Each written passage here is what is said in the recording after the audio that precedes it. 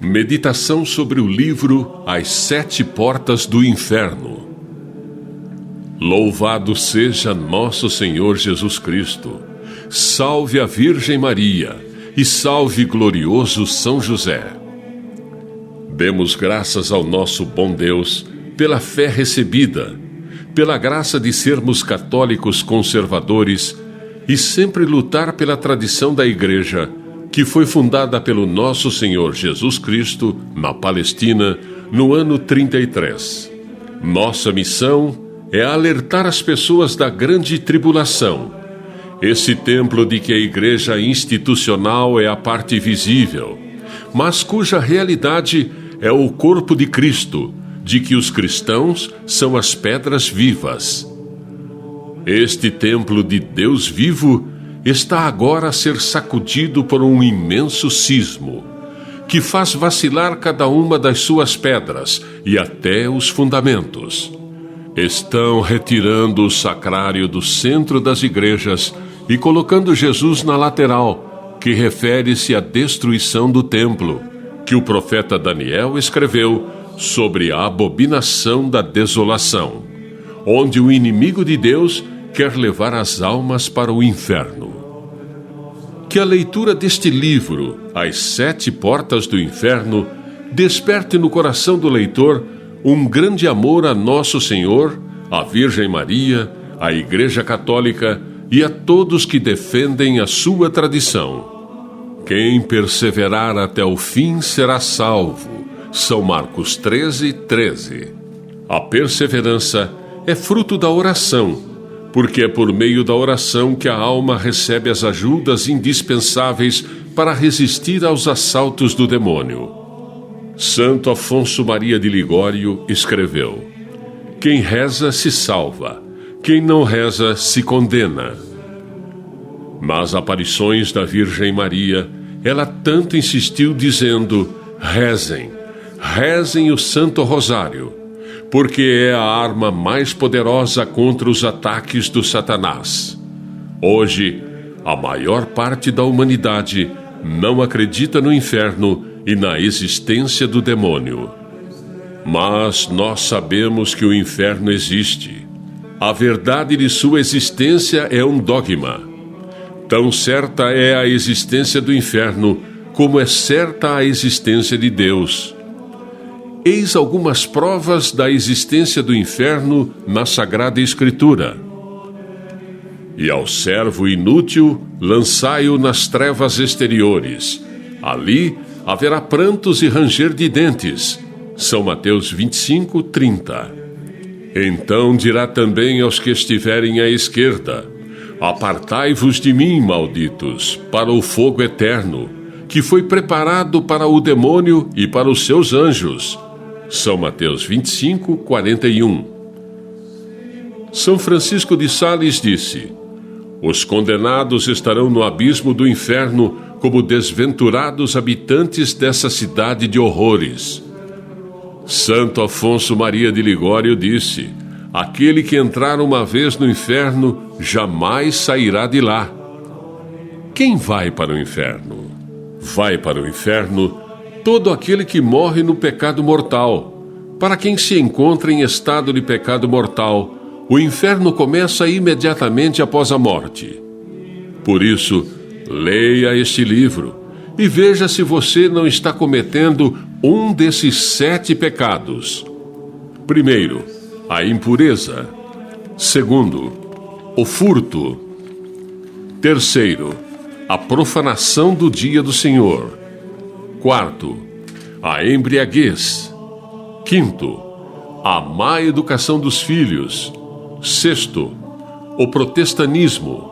Sétimo, o espiritismo. Quantas e quantas pessoas que estão cometendo esses pecados, talvez por falta de conhecimento ou de um orientador. Jesus nos alertou na Sagrada Escritura dizendo: entrai pela porta estreita, porque larga é a porta e espaçoso o caminho que conduz à perdição, e numerosos são os que por aí entram. São Mateus 7:13. Muitos serão os chamados e poucos serão os escolhidos. São Mateus 22, 14. A maior vitória do diabo consiste em convencer os homens de que ele não existe. Muitos padres e bispos também não acreditam mais na existência do maligno. Quase nada mais é pecado. Tudo é liberado. Não se tem mais temor de Deus. Talvez muitos, ao lerem este livro, possam mudar de vida e pedir perdão a Deus dos seus pecados e virem a trabalhar para Deus. Jesus precisa de mais operários, ceifadores, como está escrito na Sagrada Escritura. A messe é grande, mas os operários são poucos. Satanás é ambicioso e mentiroso. Ele tentou enganar o próprio Filho de Deus, dizendo: se és o Filho de Deus, transforma esta pedra em pão. Se és o Filho de Deus, lança-te daqui para baixo. Eu te darei todos os reinos do mundo, se prostrares no chão para me adorar. Uma solene mentira. O demônio nunca foi dono do mundo e promete esse mesmo mundo a Deus, seu Criador. Uma mentira e um roubo. Prestem bem atenção no que está escrito sobre a tentação no deserto, no último versículo. Depois de tê-lo assim tentado de todos os modos, o demônio apartou-se dele, Jesus, até o momento oportuno. São Lucas 4, 13. Essa ocasião, esse momento oportuno, é o de agora, que nós estamos vivendo. O demônio está agindo, principalmente na igreja. Ele, o demônio, já conseguiu fazer os padres virarem as costas para Jesus. Não satisfeito, mandou retirar os sacrários do centro das igrejas. Proíbem os fiéis de se ajoelharem perante a Santa Hóstia. Não pedem mais o comportamento das vestes na igreja. Os padres tiraram as vestes, batinas. Um padre andando na rua sem batina. Onde fica o testemunho de Cristo neste padre? Nesta forma, o clero está automaticamente rebaixado ao nível dos leigos. Assim fica difícil distinguir um sacerdote de um leigo. Ambos se vestem igual. Diz a Sagrada Escritura: quando vier o Filho do Homem, acaso encontrará fé sobre a terra? São Lucas 18, 8. É o cumprimento da Sagrada Escritura. O adversário, aquele que se levanta contra tudo o que é divino e sagrado, a ponto de tomar o lugar no templo de Deus, apresentar-se como fosse Deus, segundo Tessalonicenses 2:4. Muitos estão perdendo a fé. Outros estão abusando das leis de Deus e estão fazendo comércio com as coisas de Deus. E o restante não acreditam mais em Deus. Assim, completa-se aquela passagem da Sagrada Escritura: muitos serão os chamados e poucos serão os escolhidos. São Mateus 22, 14. A Sagrada Escritura narra no Antigo Testamento: a fim de que se saiba do levante ao poente que nada há fora de mim. Eu sou o Senhor, sem rival. Formei a luz e criei as trevas. Busco a felicidade e suscito a infelicidade. Sou o Senhor que faço todas essas coisas. Isaías 45, 6, 7. Deus não condena ninguém. Ele nos deu o livre-arbítrio. Ele nos deu seu único Filho. E esse seu Filho, Jesus Cristo, ele nos ensinou o caminho da salvação, dizendo: amai-vos uns aos outros, assim como eu vos amei. Mas os homens não o aceitaram. Preferiram crucificar o próprio Filho de Deus. Santa Teresa d'Ávila teve uma visão do inferno que a motivou grandemente a sua conversão e posterior missão de reforma da Ordem Carmelita. Também Santa Faustina teve uma visão do inferno.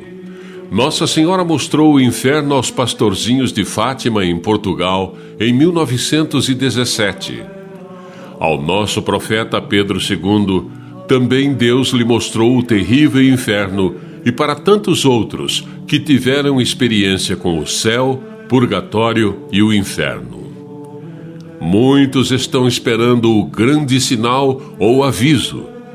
Para mim, o grande sinal de Deus são as mensagens da Palavra Viva de Deus. Um livrão com 4.708 mensagens. Quase o céu todo falou com o profeta. Todos os recados para a nossa conversão e santificação você encontra neste grande livro. Quem o lê e o aceita de coração está a caminho do céu. E quem despreza esse livro está perdendo praticamente o caminho do céu. E desprezando o caminho do céu, automaticamente você estará indo para o caminho do inferno. A decisão é sua. Deus ama o pecador, mas odeia o pecado. Leia com muita atenção este livro e ajude a divulgá-lo. Seja um apóstolo de Cristo. Todos estão observando que a humanidade está caminhando para um grande abismo sem Deus, e poucos querem mudar de vida e seguir o caminho da salvação. Preferem viver numa vida cômoda, sem se importar com a salvação da alma. Irá o homem para a casa da sua eternidade? Eclesiastes 12, 5. Sabemos que a eternidade existe. Para os bons é consolador pensar na eternidade, enquanto que para os maus é sempre um tormento. O mundo está sempre querendo afugentar o pensamento sobre a eternidade, para viver mergulhado no seu pecado e na sua vida de prazeres. Mas esse esforço é inútil. O pensamento da eternidade é como o sol, que sempre brilha, ainda quando não queiramos ver. Padre Alessandrino Monteiro. Não adianta ninguém fingir ou fugir desta realidade. A eternidade é a casa que nos espera além túmulo. Cada dia que passa, vamos nos aproximando da eternidade, feliz ou infeliz. Depende da nossa vida neste mundo. A eternidade inicia-se logo após a nossa morte. Eternidade no céu, eternidade no inferno, eternidade com Deus, eternidade com os demônios, eternidade feliz ou eternidade infeliz. A decisão é nossa. Que eternidade terrível será dos condenados, daqueles que jogaram as graças de Deus fora durante o tempo em que viveram aqui na terra, e ainda gabavam de sábios. Na outra vida, sofrerão eternamente naquele mar de fogo. Que eternidade triste! Quanto melhor fora não ter nascido do que ir para tão horrendo lugar. Eternidade feliz e eternidade infeliz. Qual delas você está escolhendo? Deus aponta para o céu, onde uma felicidade eterna será o prêmio da virtude. Aponta para o inferno, onde o pecado será o pasto eterno às chamas, e deixa a sua escolha, uma ou outra. Feliz do católico que pensa na eternidade todos os dias e trabalha continuamente para conquistá-la. Não podemos perder um minuto de tempo sequer. Devemos escolher e trilhar o caminho do bem enquanto é tempo, para não chorarmos mais tarde dizendo, se eu soubesse. Padre Divino Antônio Lopes. Seja você um ceifador ou uma ceifadora desta obra da Palavra Viva de Deus, divulgando e evangelizando através destas mensagens celestiais, vindas do trono de Deus ao nosso profeta Pedro II, de Santa Catarina, Brasil. Assinado Eugênio Choma.